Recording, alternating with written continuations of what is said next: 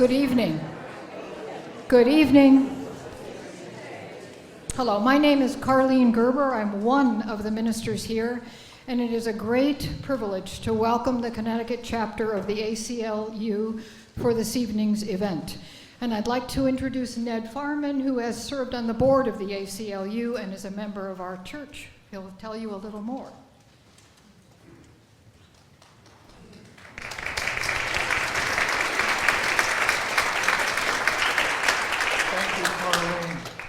Good evening and welcome, everybody. My name is Ned Farman, and I had the distinct privilege of serving on the ACLU of Connecticut board for 10 plus years. We're so grateful that you've come out this evening for this important civil rights town hall featuring policy and legal experts from the ACLU team in Hartford. We believe it's really important for people to get together to discuss the ramifications of the incoming presidential administration and its impact on civil rights and liberties, both in Connecticut and across our nation. We're excited to be in Old Lyme. We're particularly excited to be in this very place, which has long embraced activism at its very core.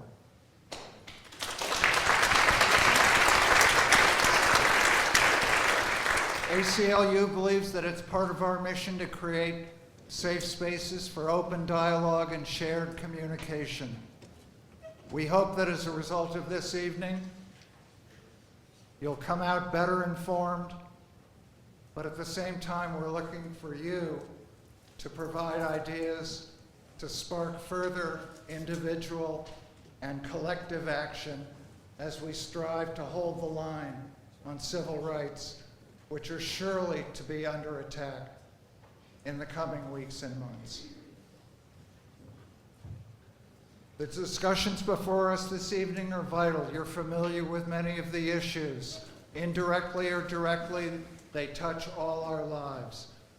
They include reproductive rights and bodily autonomy, immigration, LGBTQ plus rights, voting rights, government surveillance, the criminal legal system, and of course, freedom of speech. It's my pleasure at this time to introduce the moderator for tonight's event. Logan Marshall is an activist, advocate, fundraiser. He's been with ACLU for 5 years, first in his home state of Arizona, and now in Connecticut.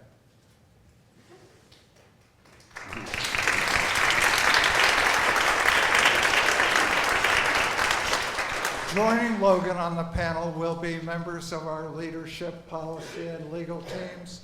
If you could just wave or stand as I introduce you. First of all, our communications director, Bethany Ray Perriman. Policy counsel, Jess Zaccarino. Staff attorney, Jacqueline Blickley.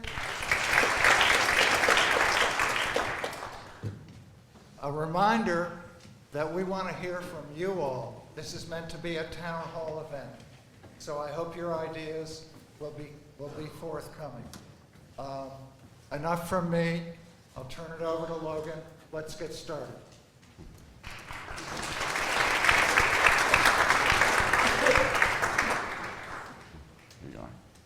Thank you, Ned. Can you hear me with this mic? Great.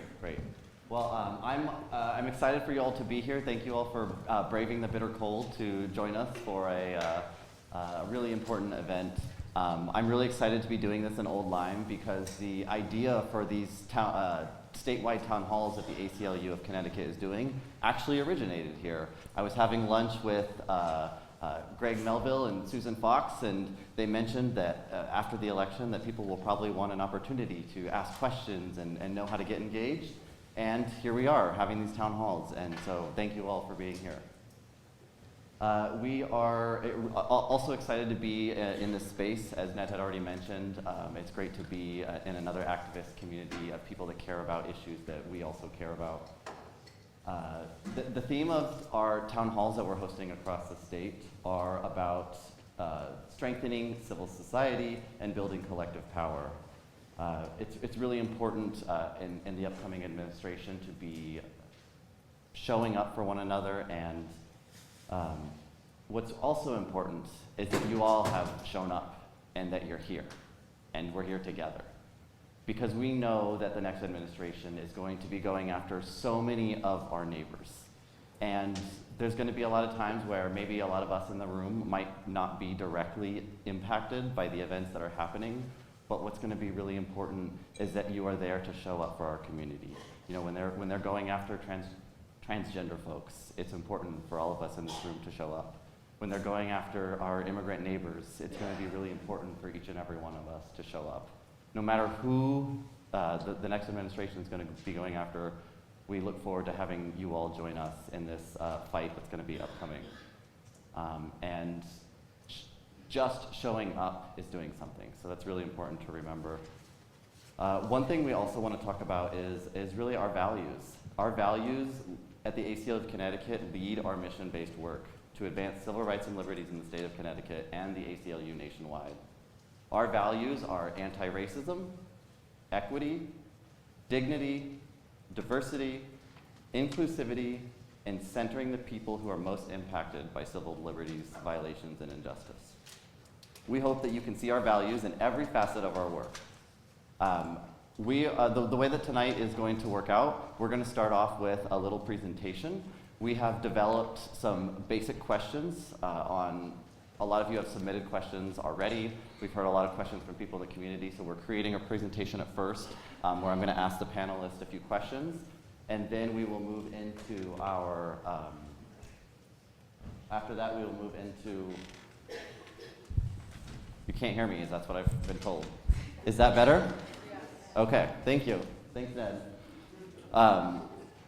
We're going to move into the question and answer portion with the panel, and then after we go through that short presentation, we will ask all of you to raise your hands and ask your questions. So to start off with, we are actually going to start with our Director of Communications, B. To start off, can you just tell us a little bit about what we're facing and if we're ready for what's coming? Hi, yes, hi. My name is Bethany Perryman. Everyone calls me B. I am happy to be here. I'm your Director of Communications at the ACLU of Connecticut. So where we are is, I'm happy to be specifically in this space physically. I'm happy to be in a chapel and in a place where togetherness and ideas are lifted up. And I know we have seen our chapels of democracy degraded, and people have tried to destroy them over the past several years, and we think we're going to see more of that. So I will be very blunt and to the point that we are facing monumental challenges for our state and our country. Luckily, we had our legislative session started this week, and that in that chapel of democracy that we were able to join in and be with our lawmakers and other advocates all over the state. And that, I think, has provided us some hope. So I want to be very serious about the threats that we are dealing with, but also provide some hope. It's going to be really critical that civil society, which is people like you, everyone in this room, really stand up and hold the line. I mean, I think Ned said it best, on civil rights and liberties as much as we possibly can. So one of the things that happens in authoritarian and like these proto-fascist type regimes where extremism is sort of de rigueur is that people like us have to comport ourselves to the norms of democracy regardless of what others are doing. And you being here tonight is is life-giving for us to see, and I hope it gives you all hope that we are here together. But to talk about the bad guys, the president-elect has a plan. His strategic supporters have a 900-page plan that's well-funded and well-resourced, and we should take them at their word. They have a plan. We have a response. The ACLU has been around for 100 years, 19 presidencies, still alive and kicking, and then we were able to really push back. I think we had more than 400 lawsuits in 45's administration. That being said, it's a very scary thing. So seeing people like you all mobilized is I think one of the most important things for us to see. We do anticipate very cruel, very inhumane, and very anti-democratic actions on day one. Day one and the first 100 days are going to be tough, but seeing people like you all here is really sort of part of what keeps us going and what really guides our work and the substance of our work, which is why we do want to talk with you all tonight about what's the most important things for you. And then lastly, I'll just say that I don't know if anyone, if you're like me, I'm a comms person, so I'm a news junkie. I'm on all the podcasts. I read all the political stuff. And one of the big things that people are reading is a book called On Tyranny, written by Yale professor Timothy Snyder. There are 20 action items in there that people can undertake to beat back internal and external practices of tyranny, right? We have to beat back our internal tyrants as much as we have to do it together, which is why we come together in rooms like this. And the one that really strikes me that I really hope that people will take to heart is to choose an organization or a cause and know as much as you can about it. The ACLU is a very good one to do because we cover a range of issues. So it's really good to know about us and follow us. But if the ACLU is not your main issue, find an issue area or an organization and know what's going on with that organization at all times, because when things hit the fan, we were in church, when things hit the fan,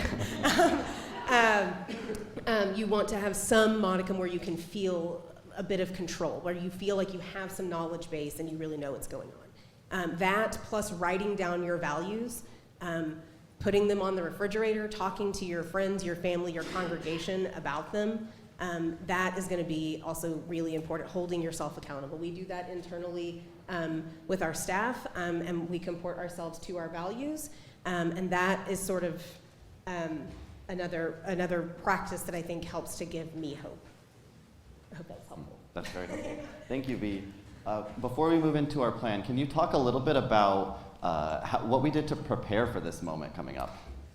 Yes, so we've done a lot of really intentional planning. So I've only been at this ACLU, or at the ACLU since May. I've been in this line of work for a while in DC before moving here. This ACLU at the start of the 45 administration had a staff of 6. We now have a staff of 17. Right, so we were able to do some really intentional and strategic planning. On the national level, our colleagues in our national office put out in September of last year 13 memos, subject matter based, 6 for a potential Harris administration, 7 for a potential Trump administration, that dealt with things like reproductive freedom, DEI, and the criminal legal system. And those were sort of, they showcased publicly what our court, legislative, and public strategies would be. On a national scale. Connecticut, because we are a bit overachievers here, went ahead and did you all one better, and we wrote our Connecticut memo. We gamed out 28 scenarios, including election safeguarding, Project 2025, a Harris win, and a Trump win. That is available on our website. There's a QR code there. And that is what we did prior to the election. We worked internally in working groups and were able to not only draw on the expertise of our colleagues throughout the nation, but to really draw on the expertise of the people you see in this room and our other colleagues to have a roadmap so that when the worst thing that could possibly happened, right? Like we showed up to work the next day with at least a plan and not what was it? Semblance of a plan? A concept of a plan. We actually had the actual plan. We published it for you all, and so that is where we started on November 6th. Thank you, Bea. And I think that we're mentioning all of this just so that there's a lot of despair that we're getting from folks, right? There's a lot of, I don't know what to do, I'm scared, but we want to let you know that the ACLU and a lot of our community partners have been prepping for this moment, and we are ready. We know what their plan is, and we are ready for this moment, and we are looking forward to fighting the good fight with all of you. I'd love to go into a little bit about now what has happened since the election, Bea. Yeah. So since the election, so we showed up that day. We had the Connecticut memo. We'd planned. We'd done. We've really and I don't mean to be flippant about it, this is really intense strategic work that we've had to do in coalition and as internal teams. After the election, we almost immediately were able to issue 100 pages of guidance that we are calling our Firewalls for Freedom work. Several other states that are in advantageous, I guess you would say, it's hard to say that now, but more advantageous civil rights positions in the country also are doing similar firewalling work.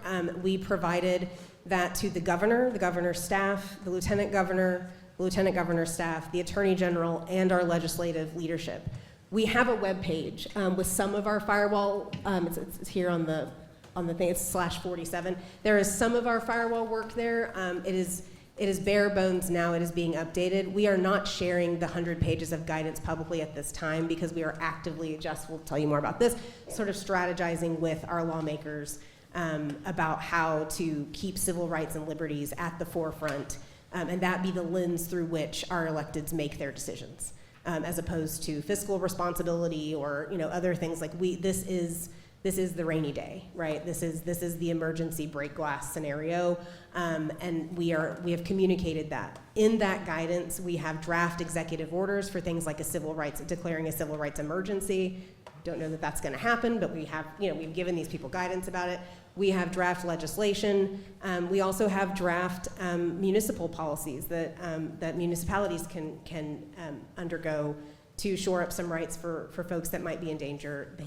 There. The other things we are doing just this week, and we'll see more of it as our experts here talk much more in depth than I will, but the things that we have seen also we are increasing our visibility in communities just like this. We're doing these all over the state and I can't tell you how grateful we are to see you all and how energized we are to see you all. This is just, it really helps us get up and do this work every day, and we hope it helps you do the same.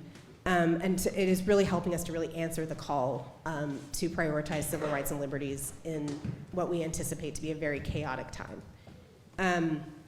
And we have internal working groups for different issues. We have a tiered system of our priorities, and that goes anywhere from reproductive justice to LGBTQIA issues, and we do everything through a racial justice lens, of course. And we'll talk more about that in depth in our presentation. But we are also, my job, I love my job, I just get to tell you all about it, right? So we have Know Your Rights guides, and we have really upped our game on social media. We are doing civics and political education series and things like that. So you will see a lot of reality-based information being pushed out to you in the next, forever, but in the next 100 days is what I'm thinking of today. So those are sort of the most exciting things. But we've really increased our pressure to a level that's been very, very impressive. And we are also able to do that regionally as well. We've emerged as a strong leader in this region on the civil rights and liberties front. Thank you, Bea.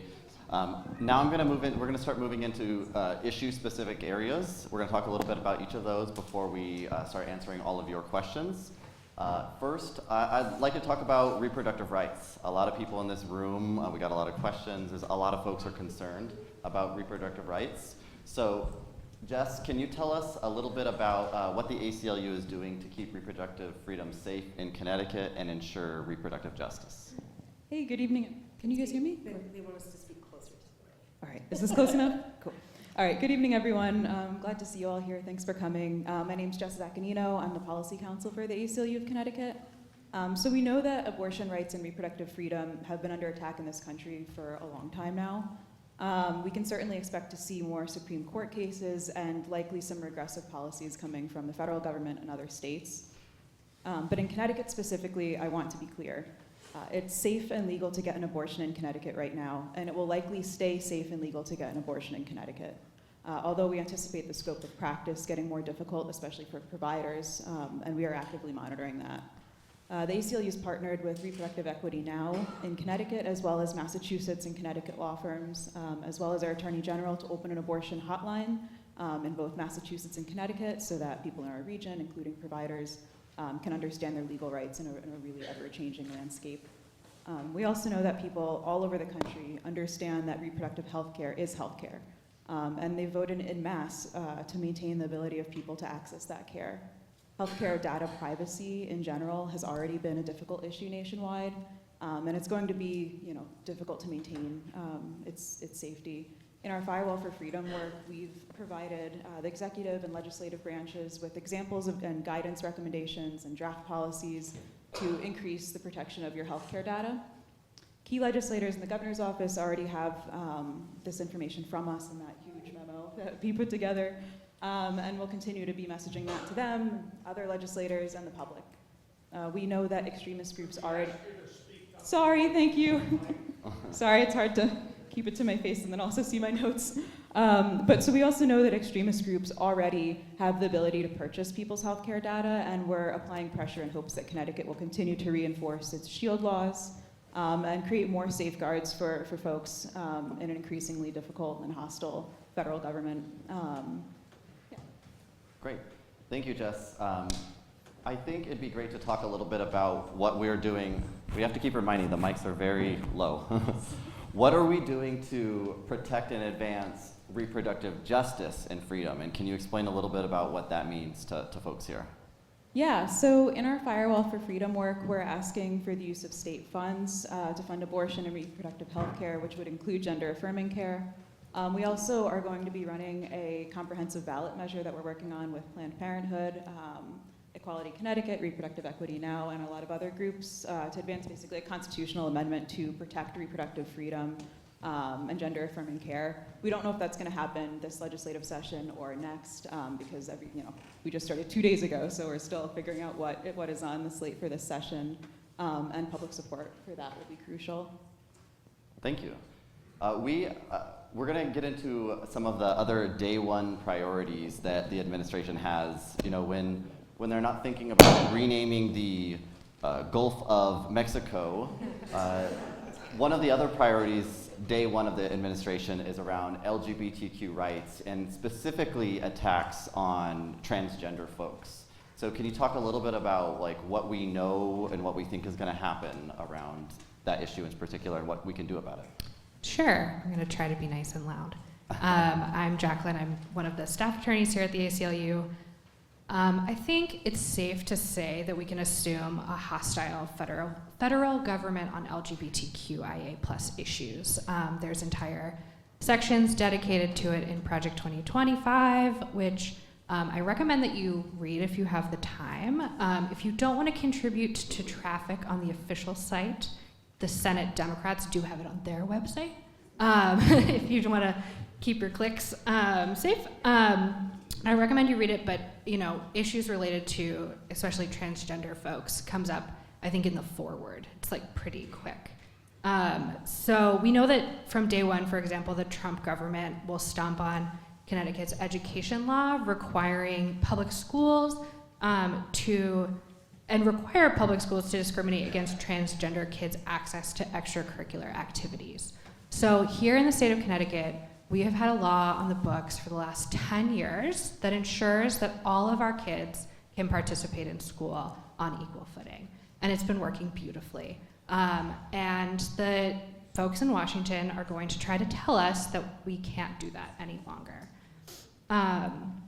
And so this is just, another piece of hateful hostility that we'll continue to see. In Connecticut, we will defend transgender people's rights to full and active participation in all facets of society, including their right to receive proper medical care.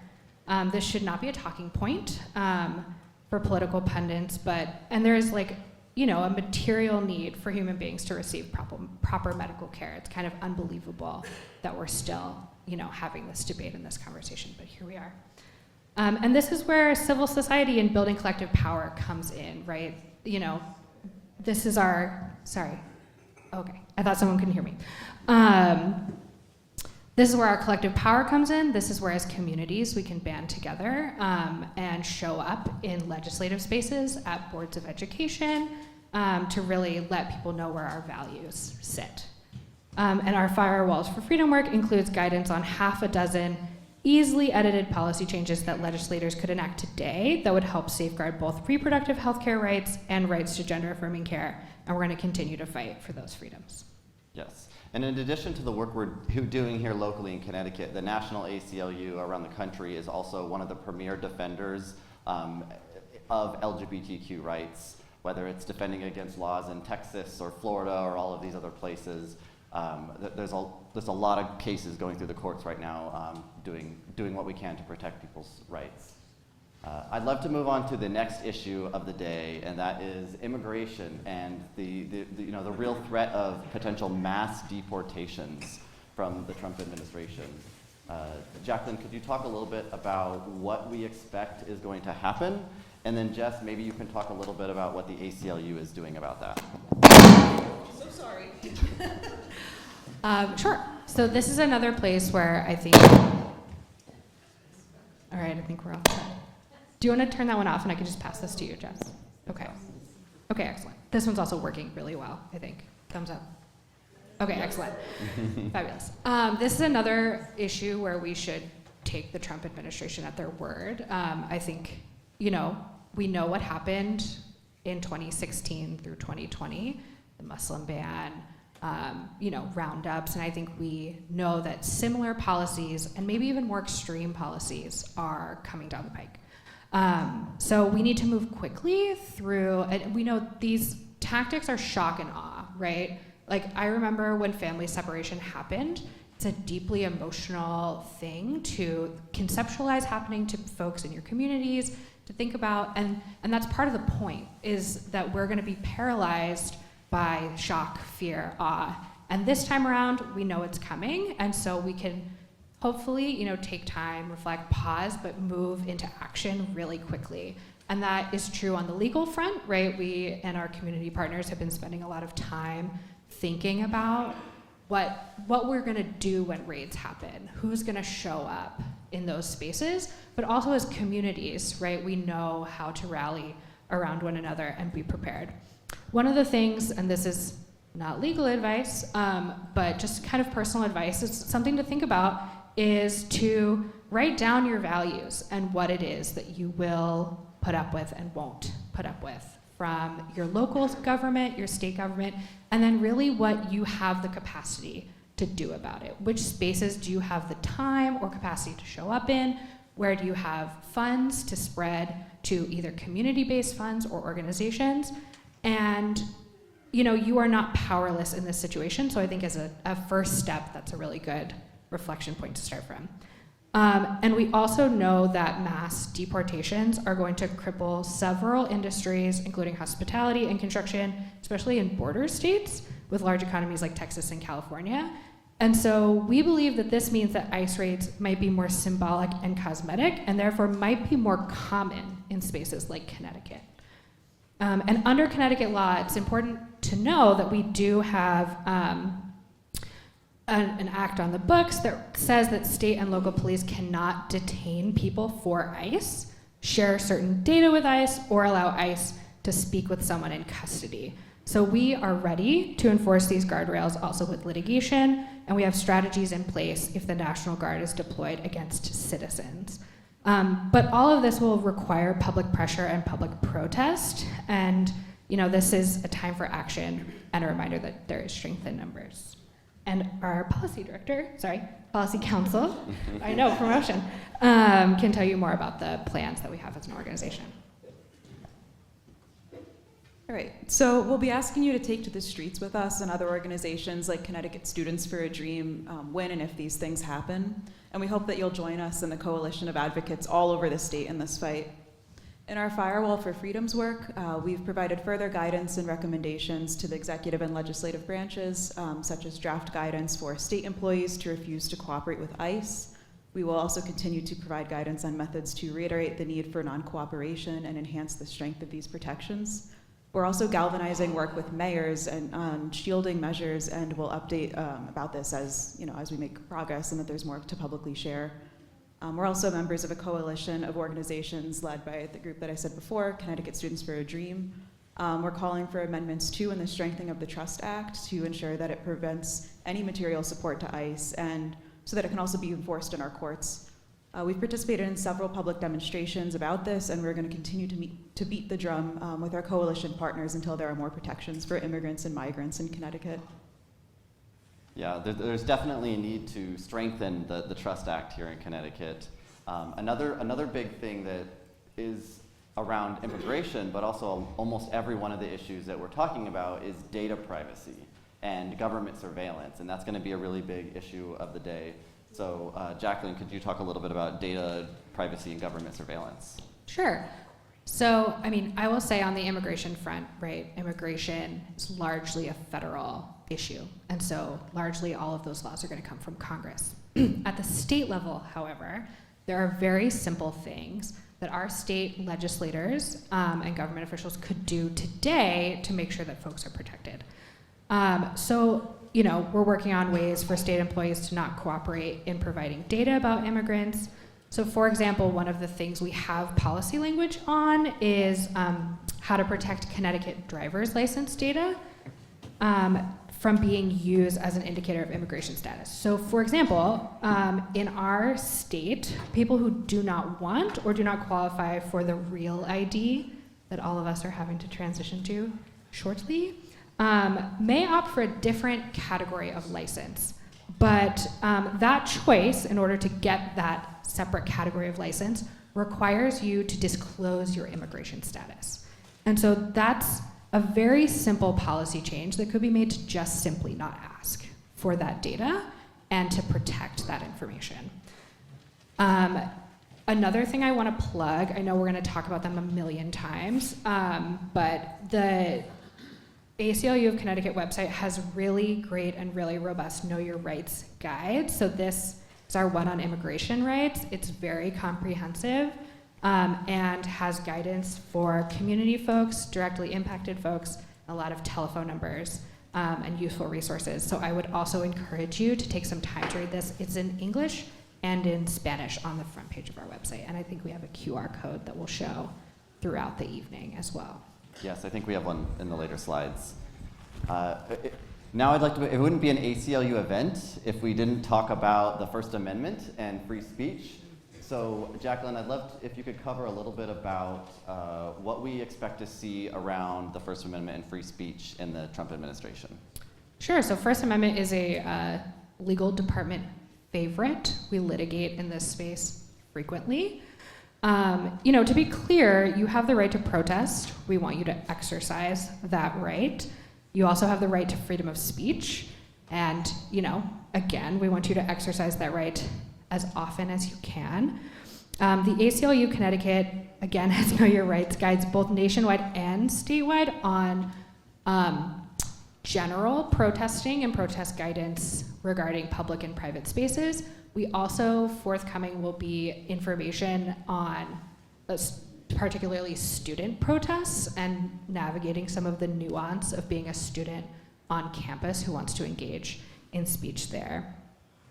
We also have Know Your Rights social media campaigns that started with voting rights and has expanded and will continue to grow through the first 100 days of the administration at least. One thing we do anticipate seeing is an increase in compelled speech. So that can be things including funding conditions for public schools to implement what I'll refer to as patriotic education mandates.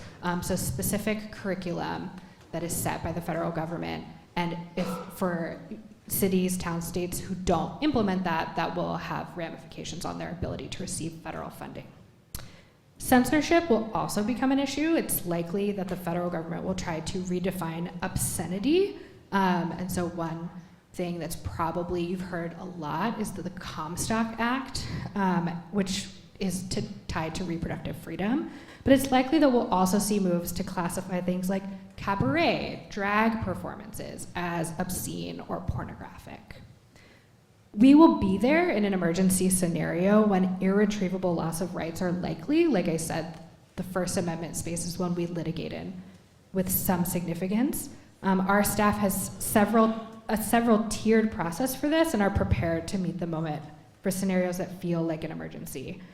We are at that in case emergency break the glass moment, but luckily we know what to do with what's behind the glass. Great. We have one more prepared question before we move on to the questions that you all have. And the last question is for B.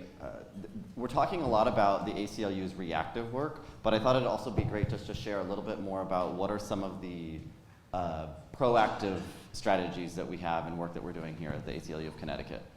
Sure, can everyone hear me? I want to make sure. Okay, great. Well, proactively, we are doing exactly what my colleagues and the rest of our teams are doing, right? We are bringing litigation. We are in the State House every day. We are here with you all. This doesn't qualify as in the streets. This is a much nicer appointed place than being the street, but we are out in communities, with you all. We do everything at the ACLU of Connecticut through a racial justice lens, and that is one of our guiding lights. That is how we start with our values and let our actions. We do not do any action that does not comport with our values, and racial justice is like our main lens that we do a lot of this proactive work through. But we are here because we are playing the long game, right? I think that game just got a lot longer, right? From sea to shining sea, the Gulf of America. But we are here because we are playing the long game. So some of our proactive strategy is multi-year strategy. So these are things that you will hear about tonight. They may not be in the news in the next 6 months, right? These are just things that Jess has to sort of convince everyone in the State House to do, and Jacqueline has to bring cases to help enforce the way that we interpret the law, right? And those are voting rights. I'm sure you all noticed on your ballot that there was a state constitutional or a potential for a state constitutional amendment about no excuse absentee voting, which passed handily because of the work of our very strong coalition partners and the folks in this room and our teammates. And that is, we are now working on drafting the bill, exactly the legislation, to know exactly what that no excuse absentee voting picture will look like in the state. We are also making sure that there has been some concerning rhetoric from the Secretary of the State and other elected officials in municipalities actually about early voting. So we want to make sure that our early voting 2-week window is safe. We want to make sure that there's a robust ballot curing process for the no excuse absentee voting. And we want to make sure that gets enshrined in a way. We're working with the legislative committees, but also in coalition with our partners on that. Next is the criminal legal system. We are currently working on a housing bill to help. I know housing is one of the top issues in Connecticut in all income brackets and in all socioeconomic situations, but we are currently working on a housing bill, and we'll have some updates, I think, very soon about that one. But one of the things that the criminal legal system work for ACLU of Connecticut is really our calling card. And the thing that we are really focused on from an impact litigation perspective and a policy perspective is eliminating prison debt in Connecticut. So in Connecticut, if you are imprisoned, you are charged upwards of $330 a day to be in prison. And then when you get out of prison, the Department of Corrections and the Administrative Services folks have been really I'll say it, have been really gross about trying to claw back that money from people who are just trying to sort of reestablish or move on with their lives. Also, when you have prison debt in Connecticut, if you, for example, are willed your family home as an inheritance, the state can then take that away from you as well. Because of the racial statistics and how people interact with the criminal legal system in such an unjust way, what this functionally does is kneecap the ability of brown and black people to create generational wealth. And so we are working on, we've recently had 3 plaintiffs' prison debt vacated, and a big win for our legal system, for our legal team. Congratulations, legal team. But this is something, this is one of those things, this is not like a front page issue. Most people, this is not something that they do. I tell legislators all the time, you have a government to run, we get to do civil rights and liberties all day, every day. This is one of the things that we're really beating the drum on. It's a multi-year strategy. It is litigation and policy, and that's one of our major sort of big things, and we've had a big win on that, thanks to Jacqueline and her team. We are also working on some government transparency and accountability work, and that includes AI and data privacy work. We are, several folks on our team are building out a subject matter expertise in AI and data privacy, and we are working directly with Senator Maroney and others, and we are also working in coalition around the country with folks from not just ACLU, but lots of other, we're working with NAACP in Connecticut and nationally. We are working with Consumer Reports of all people. There's a lot of groups coming together to make sure that the AI bills and the data privacy bills that are written in places like Connecticut, Colorado, New York, Massachusetts, California, places where these are real industries that people really sort of dig deep on these issues, that the language is written in a way that precludes bias in algorithms and in privacy practices. This is again, multi-year difficult work. We will have a bill, I think, this session, but this is multi-year, multi-state, very proactive work around, I'm sure if anyone in this room is an AI expert, I would love to meet you, because this is a very difficult, all right, we've got one. All right, this is a very difficult industry that is as yet unregulated and still in what we would call its infancy. And so writing government regulation around that is really difficult, and being able to make sure that we have an equity lens has been a difficult and a time-intensive undertaking. So our teams have been really great on that. And then last, I think, I'm trying to make sure I hit everything on the slide there.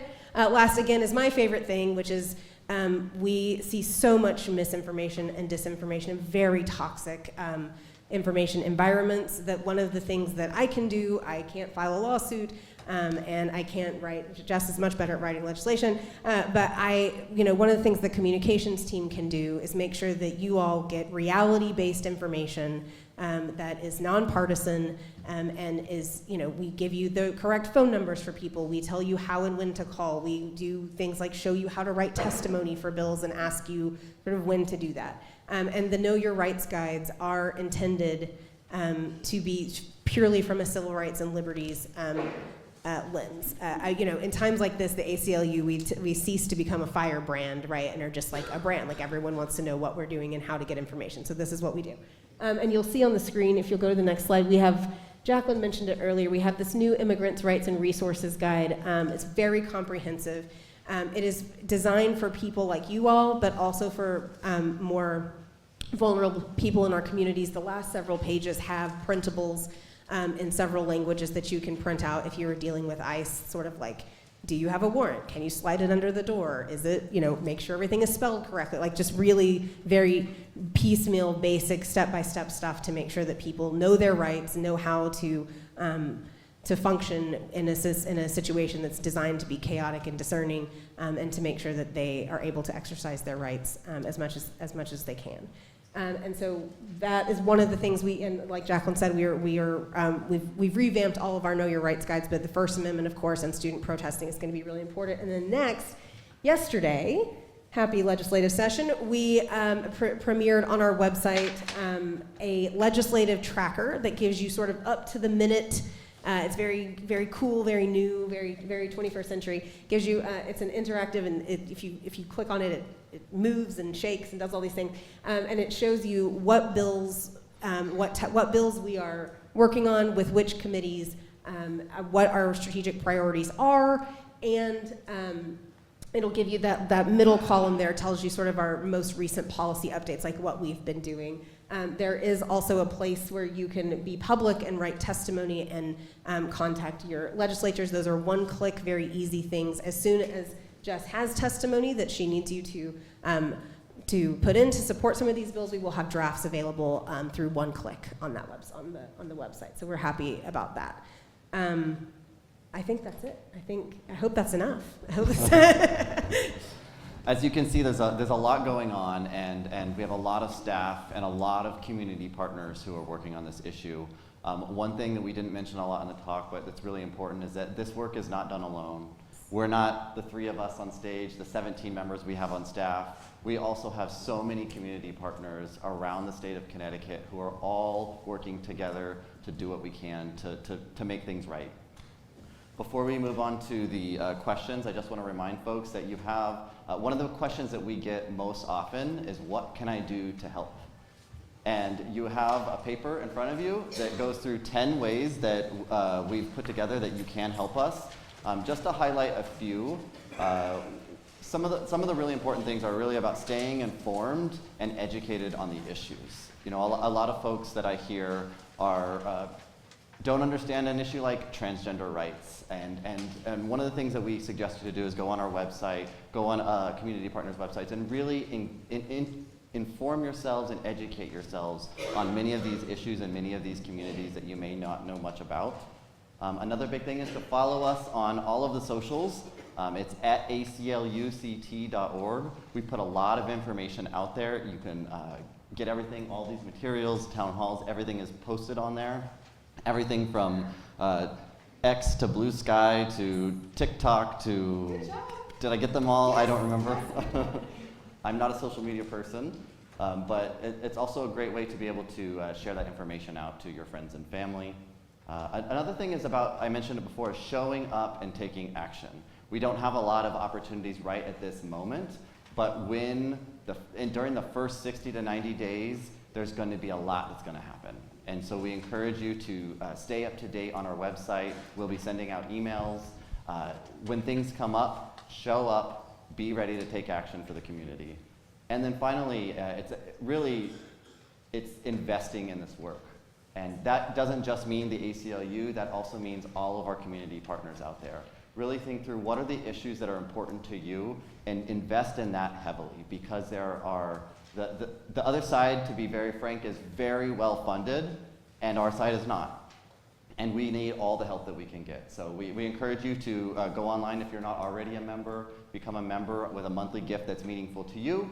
And if you're able to, consider an Impact Society gift of $1,000, $2,500, or even $5,000. It will go a long way to helping us do the work that we're doing each and every day. One of the difficult things about doing these town halls is looking out into the audience, because it's a very heavy topic and there's a lot of long faces and there's a lot of despair. And so the other thing I'll say is just do your best to find your community and to not give in to the despair and the exhaustion, because that's what we need.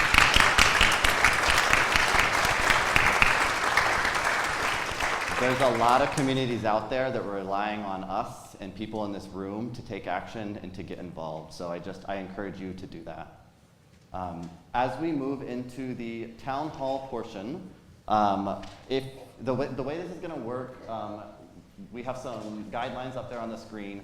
If you're going to ask questions, we want to get to as many questions as possible. So please keep your questions to questions only, and 30 seconds at most. Try to get through the question as fast as you can. Please know that there's only 3 of us on stage. We may not be an expert in every single thing that you know. We will do our best to answer your questions, but we may not be able to. And then lastly, the way it's going to work, if you have a question, there's 2 ways that you can ask them. The first is if you raise your hand, if you have a question, we can bring around little note cards and you can write them down if you're not comfortable asking your question live. If you would like to ask your question live, you can also raise your hand and we will bring the mic to you.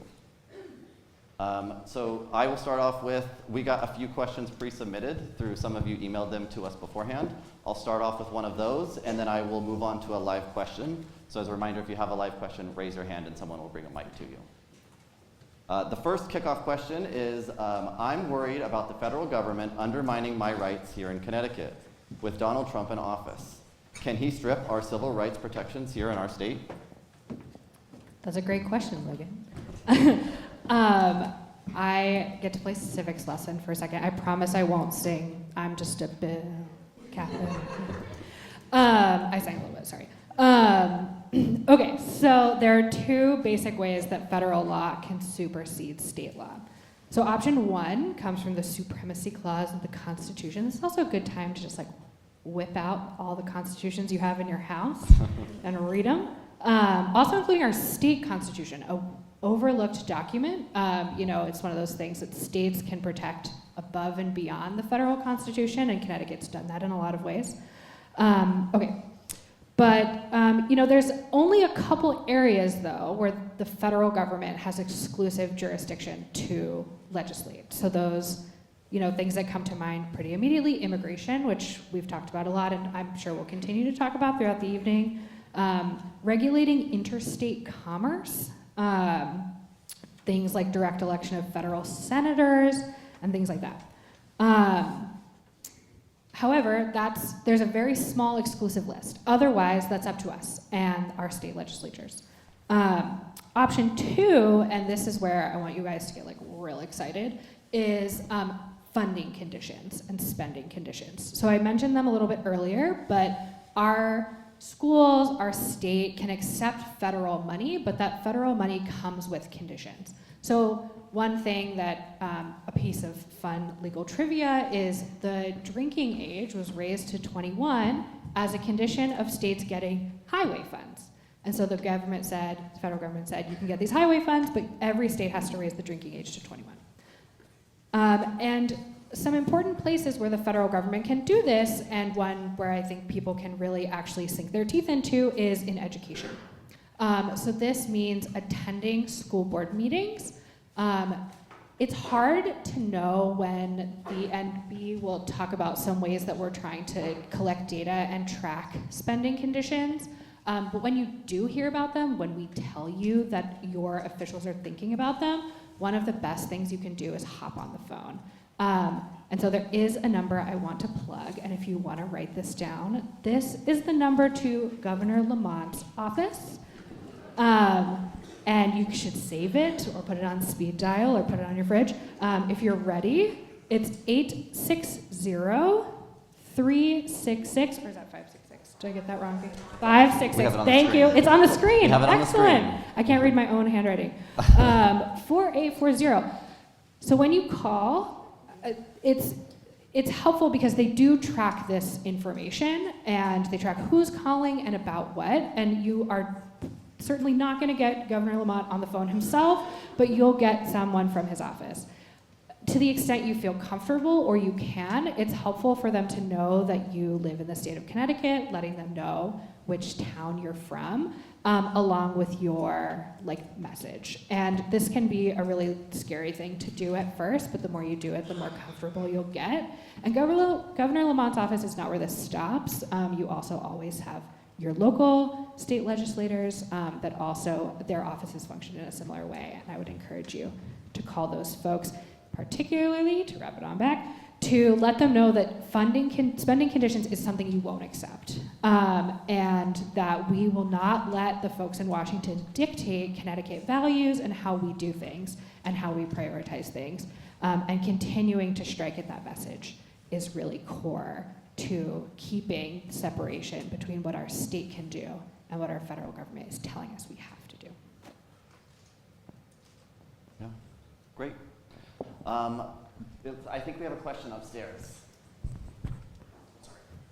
Hi, I'm Nick Menapace. I actually got sworn in as a freshman legislator yesterday.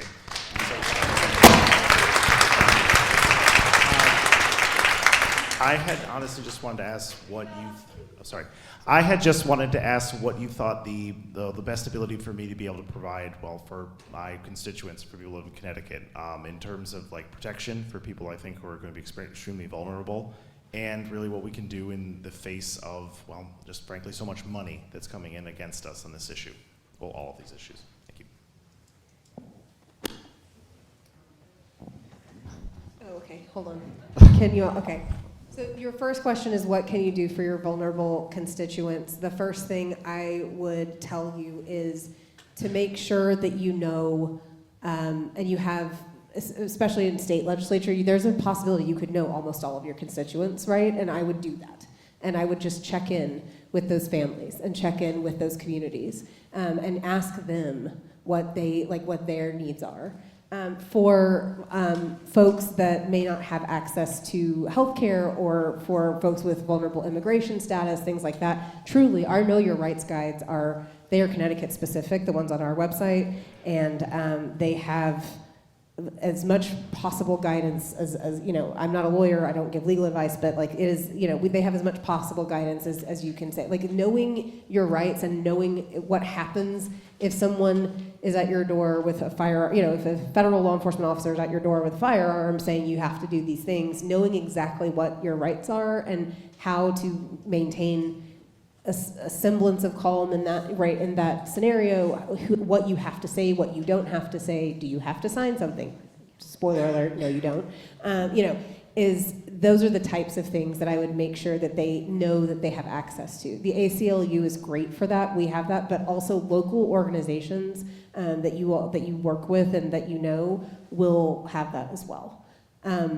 As far as what to do in the face of a well-funded opposition, Jess, you might be able to speak more to this, but I mean, really what I would say is continue to do things like this. Show up. You should know everyone in this room. I hope you do. I'm sure you do. You should know all of us. You should know, like, that sort of thing. Like, those are the sorts of things that making sure that, like, the actual civil society, I mean, research shows that, like, normal, nice people, right, in a certain country in the 1930s, right, didn't all of a sudden were just part and parcel to terrible policies that did terrible things to people. And the reason is because they weren't connected. They didn't stay in civic society and in community like this where people are really talking about these things. And if we can't beat them on the money front, right, like, we can beat them on, like, knowing our values and living our values, and on that front, right? I mean, that is what the resistance is about. Also, finding ways to, with your state legislature now, like, you will be part of the appropriations and budgeting process, right? And just, like, making sure that you are aware what money goes to your community for what, where it doesn't, and where you could open things up or where you couldn't.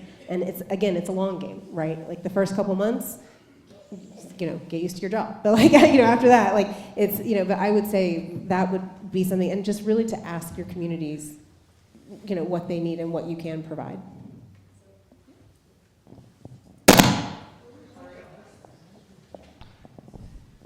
Do you have anything to add, or is that okay? Okay. I will also note that I know that our policy team and our legal team have been putting together a lot of draft and sample bills that we think could be there to help protect LGBTQ folks, to help protect the right to reproductive rights, to expand access to reproductive rights, all of those things. We've been putting all those things together, so I encourage you to reach out to us about that. We have a question over here. Hey, you're doing a lot of work putting stuff on social media, like on Meta, on X, and you mentioned Blue Sky as well. Like, given that X is owned by a fascist who's bankrolling far-right politics globally, Meta just rolled back their protections against hate speech yesterday, and Blue Sky is owned by libertarian crypto bros. Could you possibly move some of your outreach to the Fediverse, which is a more open social network? So when people are coming to actually get your information, they're not going to the same place where people are being radicalized? Yes, clap for that. Clap. That's a wonderful challenge and a wonderful question. The answer is yes, and the answer is yes and, right? A lot of our constituents, people in this room, a lot of you get a lot of your news from Facebook. I don't recommend it. I don't know if you've heard of Cambridge Analytica or, the degradation of democratic values in the past 10 years, so I wouldn't do it, but a lot of people do. And a lot of times Facebook groups are how hyper-local communities, make sure that they stick together. So we will be on these, yes, these are terrible platforms that we put our information on, but one of some of the best guidance that I've gotten is from Stacey Abrams. Her whole thing is flood the zone. Flood the zone. Like, yes, we are in toxic information environments that have back-end algorithms and creepy data practices, but what we can do is make sure that places like the ACLU and our community partners are at least known on there. So at this time, we will be on the major, until everyone in this room leaves the metaverse and goes to the Fediverse, right? But we are doing both. We just got on Blue Sky. We're working through, I think it's Mastodon is like the other one so we're working through that. And if you have, so my email is media@acluct.org. It's right on the website.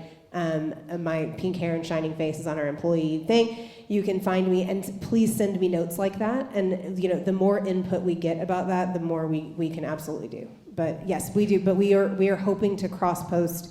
Unfortunately, we have to participate in these toxic platforms, but the information we put out is non-toxic And we also encourage people to leave those platforms and do things like come to these events in order for us to interact better. We have another question upstairs. Tina West, Lyme. Clearly, the Trust Act is important, but what is it? Good question. That is a fabulous question. So the Trust Act prohibits state employees, and particularly state police, from holding people for ICE. It also stops them from sharing data with ICE. There are improvements that can be made to that law to increase its enforceability by groups like us. And that is one of the spaces that we are existing in coalition with other folks, is how to draft better versions of that. But the short, sweet answer is it is our demand to our police departments that they do not contract or work with ICE, and that they're not detaining people for ICE. Thank you. We have another question over here. Oh, hi. Yes, I don't want to be alarmist at all, but I just want to throw it out there. What if they start shooting? Guns is something we haven't mentioned yet. And maybe it goes to the right to protest, but we saw it last time. Individuals, counter-protesters, shooting into crowds and being found not guilty because, they thought their life was in danger, and now we have a situation with pardons coming out, perhaps, for people that conducted unbelievable violence last January. So how do we feel safe, I guess? If I was to go to Washington, how can I feel safe that I won't be shot? Sure, thank you for that question. I think this, to me, is a kind of a multifold answer, and I'll definitely let B and Jess weigh in if they also have thoughts. The first place is this is another space where we can continue to push our state legislators, including our new friend in the room. Sorry to put you in the hot seat. But we have a lot of, we have a voice on this particular issue, and this is an issue where our state can legislate. The other thing I will say is you have a right to protest, but protesting is not always safe, unfortunately, and that completing a risk calculus is something I would encourage everyone to do before they go to any kind of protest. And this is different also, it ties into our conversation about immigration, right? And there are a lot of folks whose immigration status makes it dangerous for them to show up to protests. And so that's where people who have citizenship can put themselves in places where our non-citizen colleagues can't be. And our world is increasingly dangerous, and it's scary, and that risk calculus is, I think, something that everyone has to do for themselves, but not from a place of disempowerment, but from a place that this is an issue where there really is, I think, a lot of folks who have very similar perspectives, and a lot of helpful and important advocacy can still happen, at least here in the state. I don't know, B and just if you have other thoughts. Don't feel disempowered is great. Yes. Oh, related to that, could I actually ask, the status of wasn't there a Supreme Court case that said something about we had to honor open carry laws of another state, like in cities? I think it was coming up with New York City anyway. Is it going to be an issue here where even if it's illegal in our state to be open carry guns, that they might be able to come in our state with guns, intimidate us, That's a Can you repeat? So the question is about if there, with mention to a recent Supreme Court case around a New York law around concealed carry, and folks being able to, other states having to respect the laws of states that allow open carry in our state. I will be perfectly honest, I don't know the answer to that specifically. but that's certainly something. I think we have an info@acluct.org email address, and if you send that question in, I'm sure someone can, maybe me, can take some time to drill down on that and send a more specific answer. And unfortunately, like, we as the ACLU focus deeply on like civil rights and liberties issues, so that may not be an issue that we can. Yeah, that's a great point, and I will say we are 17. Oh, Connecticut Against Gun Violence is a great resource.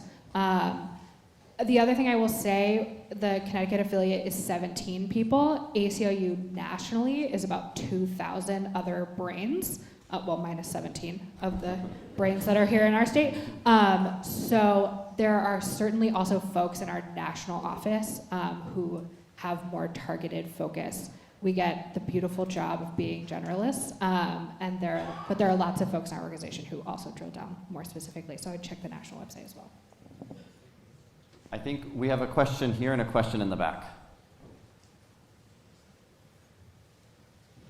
I know the church here believes in science, and it sounds like everyone here believes in human rights, that they belong to everyone. Yet when you talk about reproductive rights, you never talk about the baby, and it doesn't seem like you care that the baby inside the womb before it's born has any human rights or reproductive rights of its own. And I've read in 3 embryology textbooks where they say life begins at fertilization. There's no doubt at 6 weeks when there's a heartbeat, cardiac activity, that it's alive. And Webster defines abortion as the termination of a pregnancy that causes the death of a fetus or an embryo. And I guess my question is, it's almost like you're trying to fool women that they're not really doing anything to another person. It's just their right. What's the question? That's my right. It seems, why don't you explain what an abortion really is instead of ignoring it, and stop trying to fool women in what they're doing? And why don't you believe that a baby has human rights? I don't think that question is asked in good faith, but I do appreciate it. What I will say is we're not going to have an argument here right now, first of all. What I will say is we follow scientific guidance of experts like the American College of Obstetricians and Gynecologists, and that is the scientific guidance that we use, which is blanket used across the country in scientific and legal advocacy communities.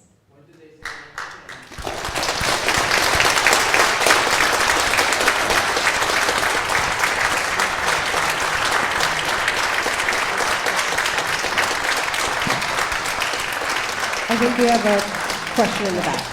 So, before we get to the question in the back, we had a lot of immigration questions, so I want to ask one of the pre-submitted, and then we'll go to the question in the back. There was a lot of questions around specifically, what specifically will the ACLU do around the deportation issue, if that is to occur, and on top of that, what can folks here do about that?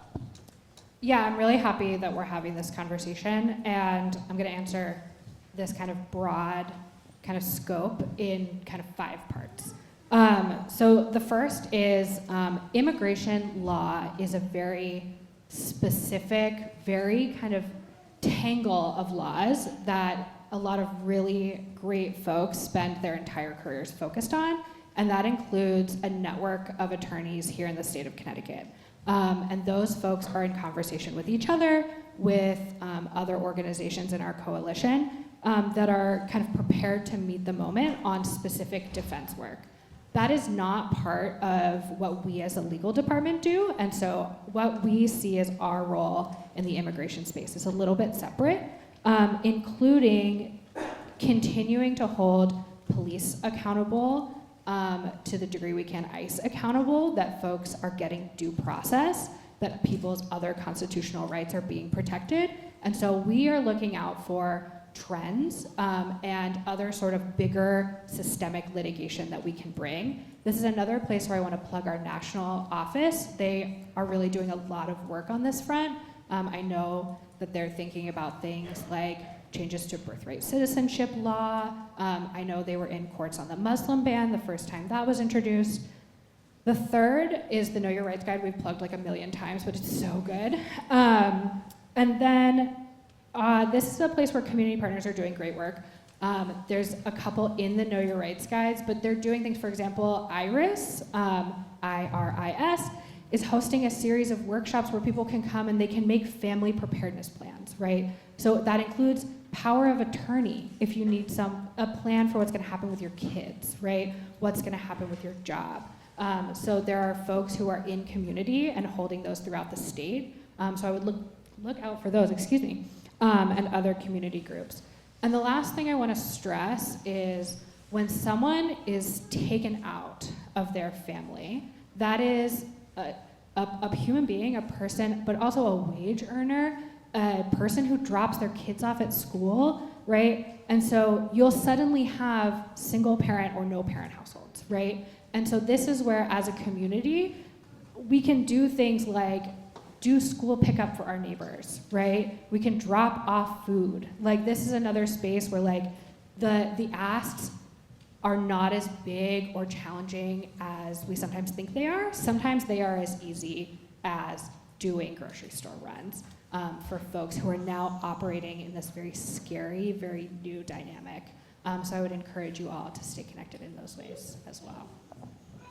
Does anyone want to add anything about immigration?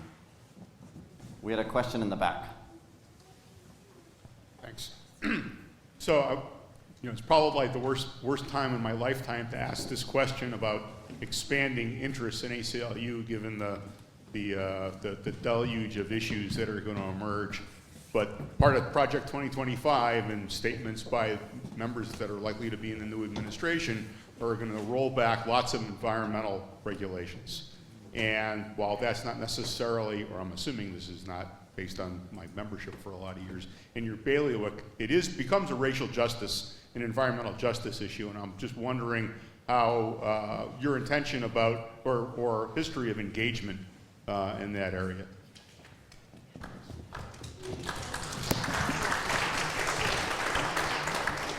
Really appreciate your question. I'm an avid birder and hiker, and nature is very important.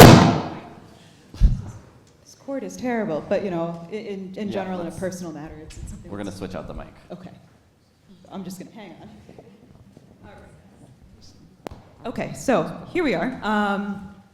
Anyway, as I was saying, in my personal life, these are issues that I care deeply about too, and something that I've been trying to do in my role as policy counsel is to expand the issues that we end up commenting on. So I will be paying attention to the environmental committee and seeing what bills at the state level come across and how we can find those nexuses between environmental racism and other access issues. And yeah, it's something that I've been, it matters a lot to me personally, so it's something that I'm trying to expand our scope in, and I really appreciate that question. Yes. Yeah, we worked with the League of Conservation Voters on early voting 2 years ago and no excuse absentee voting, as well as the Connecticut Voting Rights Act, so there's a lot of collaboration with environment folks. Thank you again. I think we have time for about 2 more questions because I want to leave community space at the end for folks. So we have one question over there.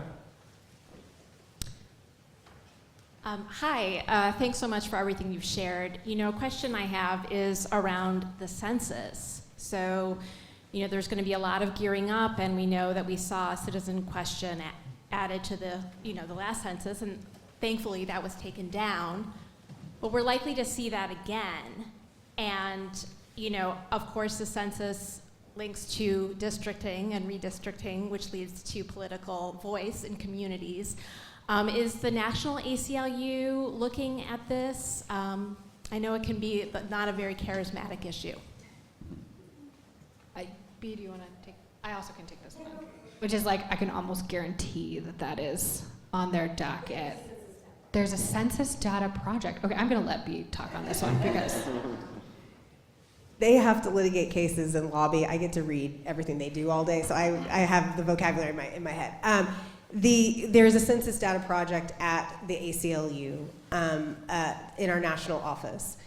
When it is time for the census to come around here, we will also work in community with our New England folks and with our national office on making sure that people understand the value of completing the census, and also making sure that people understand they have options in how they complete the census as well.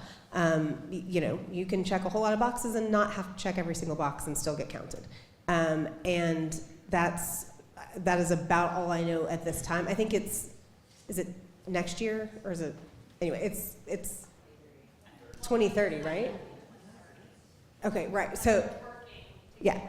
So what I would do also, is it Isabel, right? Isabel, what I would do also is make sure that you've connected with Jess on this issue, like check in yearly.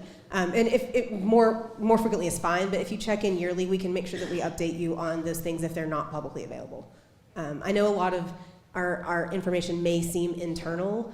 What it is we are all, I don't want to be this person, but we all have so many things to do. We do share everything that we can publicly, but we can also share things for certain audiences or certain interest groups or interested parties. It's just, you know, like you said, nobody's going to go to the ACLU and go, where's the census page? Like, you have to really, you know, so that's feel free to reach out to us at any time. And I think Jess is probably the perfect person to reach out for. Also to our state legislature, you should know, our state legislator that's here, you should know, Mrs. Zaccagnino is our policy counsel, and she has quite a few state statutes that we'd love for you to amend, so.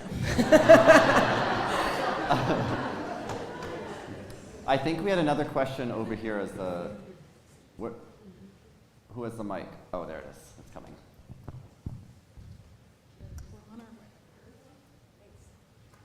I'm gonna hold on to the mic and you can speak.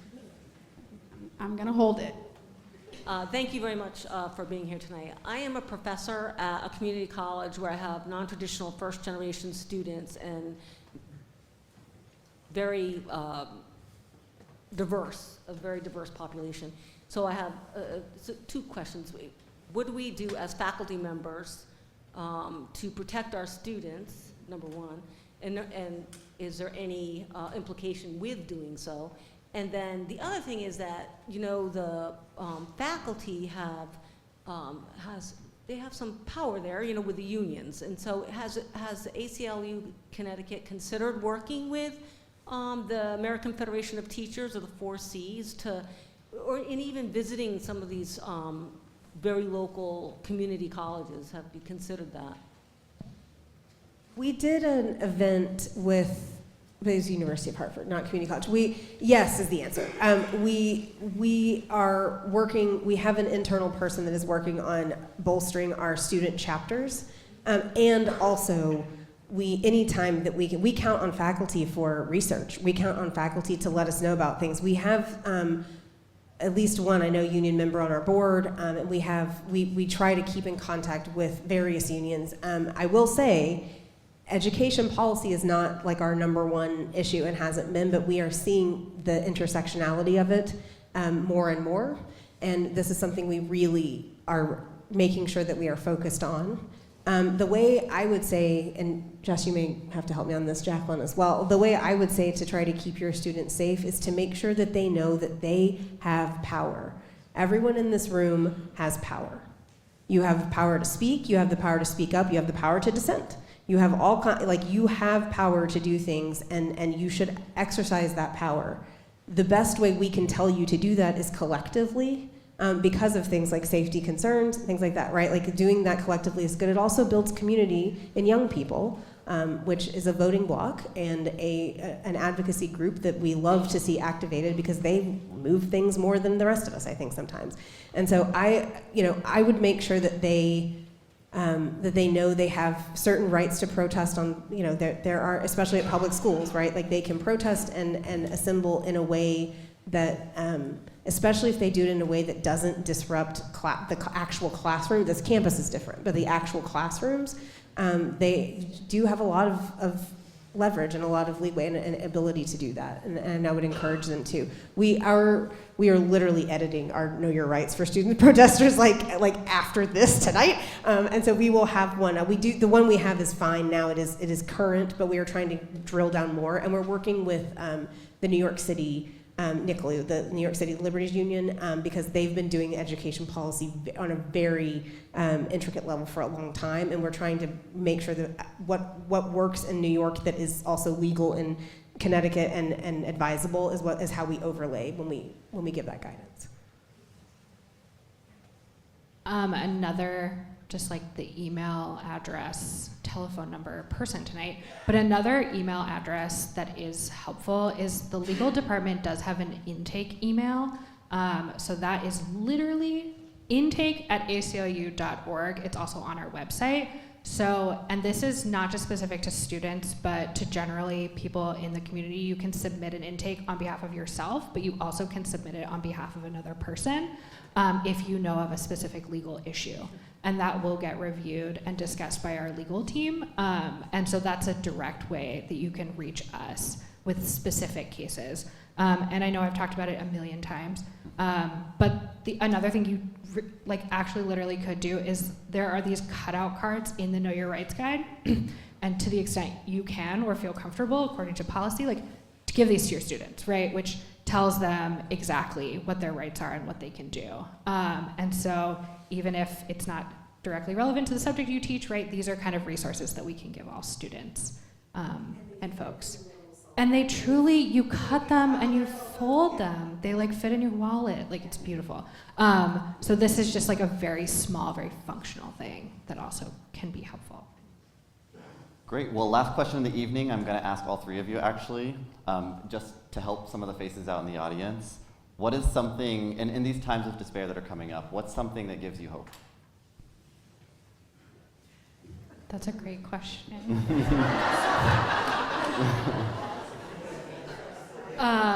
Something that gives me hope. I mean, it sounds so corny, but I love a Hallmark movie. But there are ways when Love Actually says love actually is all around. It is true, and there are these small ways that we can connect with each other and do connect with each other. There are people who, from my life and my community, that before November 6th, 7th, 8th, whatever day I have now blocked out in my mind, reached out that I haven't talked to in forever, right? And we were able to share this moment of connection and then hear about the new dog she got and the amazing things that are happening in her career, right?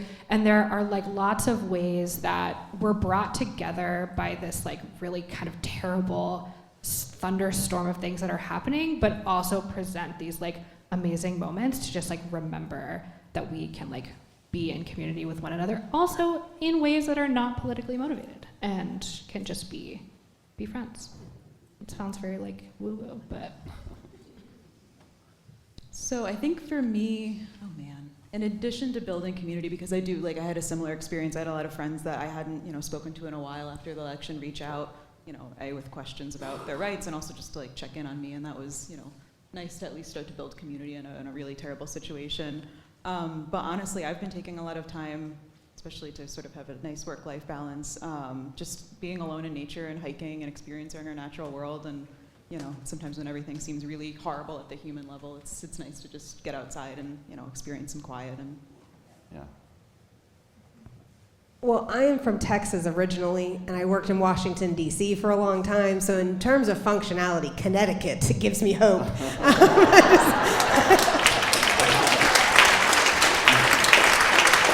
And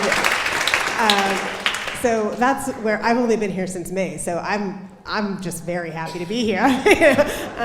But the thing that gives me hope is not as, you all are wonderful people. I'm like a news junkie like the rest of you. I'm always on. I'm always watching all this stuff. So here is the thing I will tell you. When President Lincoln was trying to remake the country after the Civil War, the area of the country that he looked at for who had the healthiest civil societies, the best and most functioning policy, and things that were replicable across the United States. Again, sea to shining sea, Gulf of America. He looked to this area of the country specifically, to Connecticut, to New England, to exactly where we are sitting today. Right? And I don't take that lightly. I don't take it for granted. And I come from a place that still there's harrowing visages of the Civil War still where I come from. I'm from Waco, Texas. It's not great. That's where Trump opened his recent campaign, right? That's the first time we said his name tonight. I'm so sorry.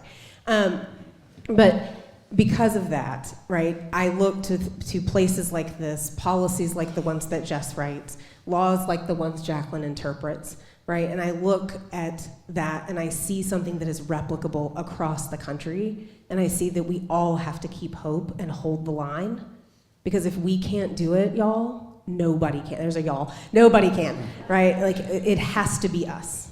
It has to be the people in this room. It has to be the people up here in our teams. It has to be Logan and Amber and Gus and Taylor in the back, Rachel up here. It has to be all of us. And we all have to come together and do it. It has to be our state legislature. I think maybe, okay, oh, he's still here. Oh, great. It's good to know.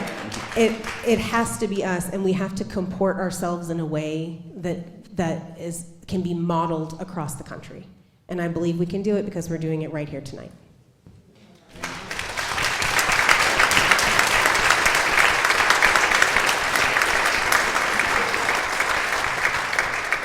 Thank you all for being here. If you have any questions for us, please let us know. If you want to reach out about getting involved, about supporting, feel free to reach out, and thank you all for attending.